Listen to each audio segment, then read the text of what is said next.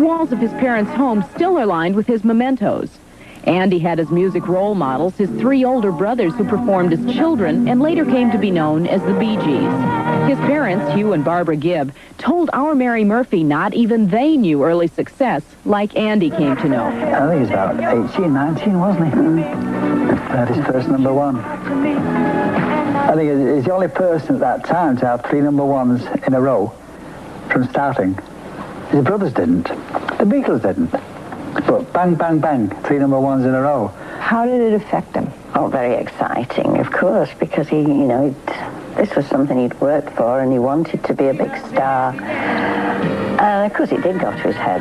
I mean, it really did go to his head. He was young, But it's like the old story, too much too soon. Yeah. He couldn't handle it. Taking me through the night, shadow dancing. The avalanche of success buried Andy. He found himself hosting a demanding, high-profile music series for television. At the same time, through a chance meeting on a variety show, he found himself deep in a demanding, high-profile love relationship with Victoria Principal. His parents both placed this period of Andy's life as the beginning of his dependence on drugs. I talked to him in the solid gold dressing room. I said, what are you taking this rubbish for? He said, it's the only way I can handle her. Andy and Victoria's relationship lasted 13 months, and though his parents never approved of it, they say the press reports after Andy's death involving Victoria's name were misleading. That disappeared. And then all this stuff in the papers about him breaking his heart for Victoria Principal 4 years after it was all over was just a myth. I don't know who dreamed that one up. Garbage. What I know is that I tried everything that I was capable of, and that I think any human being would be capable of in an effort to rescue someone that you love very much. And there came a point in time when I had to face the fact that I could go on trying to rescue Andy and sacrifice my own life, or I had to stand apart and hope that he would be able to help himself.